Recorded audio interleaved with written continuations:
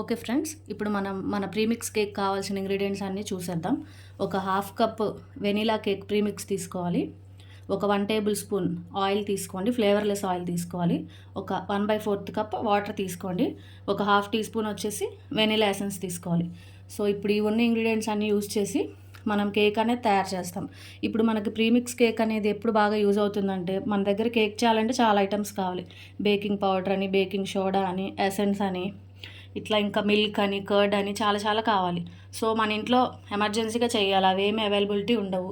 So అట్లాంటి టైంలో మనకి ప్రీమిక్స్ పౌడర్ అనేది బాగా యూజ్ అవుతుంది.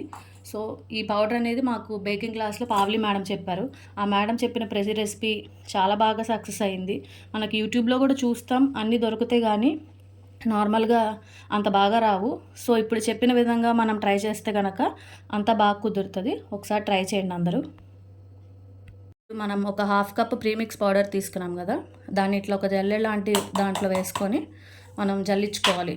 ఏమన్నా మనకి ఉండల్లాంటివి ఉన్నా కూడా అవన్నీ పోతాయి, మనకి ఫైన్ పౌడర్ అనేది వస్తుంది. సో ఇట్లా ఫైన్ పౌడర్ లాగా చేసుకోవాలి. సో దాని తర్వాత ఒక హాఫ్ కప్ వాటర్ తీసుకోండి. హాఫ్ కప్ వాటర్ యాడ్ చేసుకోండి. దాని తర్వాత ఒక 1 టేబుల్ స్పూన్ ఆయిల్,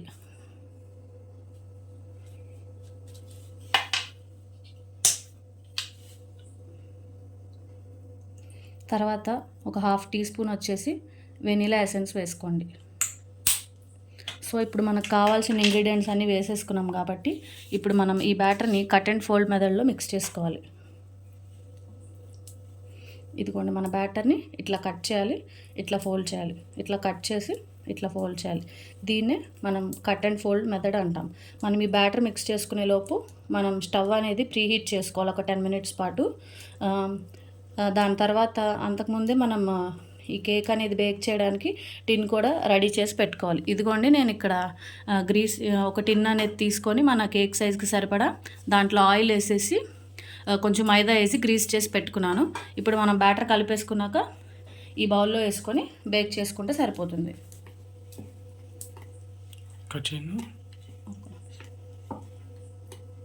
బ్యాటర్ అనేది లమ్స్ ఏమీ లేకుండా నీట్గా కలుపుకోవాలి. ఇప్పుడు మనం తీసుకున్న బ్యాటర్ మనం కరెక్ట్గా కనుక మొత్తం కలిపి చేస్తే కేక్ అనేది బాగా బేక్ అవుతుంది.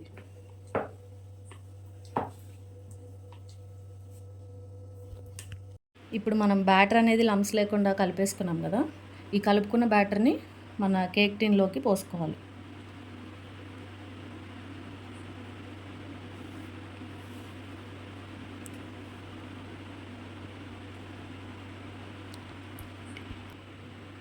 ఈ బ్యాటర్ అనేది ఇట్లా మనం మొత్తం మన కేక్ టిన్లోకి వేసేసుకొని ఇట్లా ఎయిర్ బబుల్స్ ఏమైనా ఉంటే పోవడానికి 1-2 సార్లు ఇట్లా ట్యాప్ చేసుకోవాలి. ఇప్పుడు నేను చాలా చిన్న కేక్ చేస్తున్నాను, ఎందుకంటే మనకు బేకింగ్ అనేది ఎక్కువ టైం పడుతుంది కాబట్టి. సో శాంపిల్గా ఒక చిన్న కేక్ చేసి చూపిస్తున్నాను. ఇట్లా మనం బ్యాటర్ అనేది దీంట్లో పోసేసుకున్నాక అది కూడా నేను అక్కడ స్టవ్ ఆన్ చేసి మీడియం ఫ్లేమ్లో పెట్టాను. దీన్ని ఒక 10 మినిట్స్ ప్రీహీట్ చేసుకున్నాను నేను ఆల్రెడీ. సో ఇట్లా గాలి అనేది పోకుండా ఒక లిడ్ పెట్టేసుకొని దానికి ఇట్లా మనకి హోల్ ఉంటుంది కదా, అది కూడా కవర్ అయ్యేలాగా ఒక పేపర్ పెట్టేసుకున్నాను.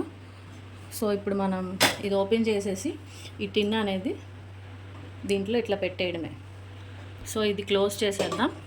ఒక 20 మినిట్స్కి ఇది మనకి పర్ఫెక్ట్గా బేక్ అయిపోతుంది. ఒక 15 మినిట్స్ ఆగాక మనం ఒకసారి చెక్ చేసుకుంటే సరిపోతుంది. సో ఈ కేక్ అనేది ఎట్లా ఉందనేది మనం ఒక 15 మినిట్స్ ఆగాక చూద్దాం. ఇప్పుడు మనం కేక్ అనేది పెట్టి ఒక 10 మినిట్స్ అట్లా అవ్వస్తుంది.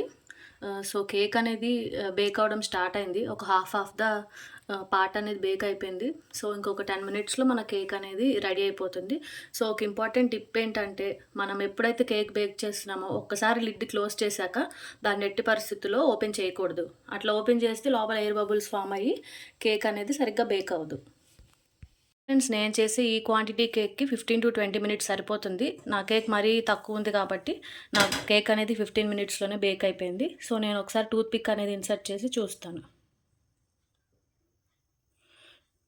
టూత్ పిక్ అనేది పెట్టినప్పుడు మనకి ఏమి పిండి అనేది అంటుకోకుండా వస్తే మన కేక్ అనేది పర్ఫెక్ట్గా బేక్ అయిపోయినట్టు.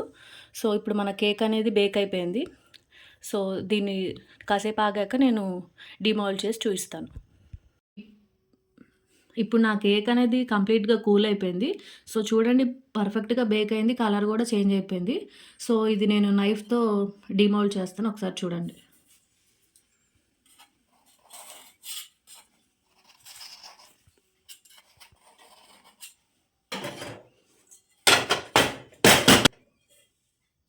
కేక్ అనేది డీమౌల్డ్ చేసేసాను. ఇదిగోండి. మన కేక్ అనేది రెడీ అయిపోయింది.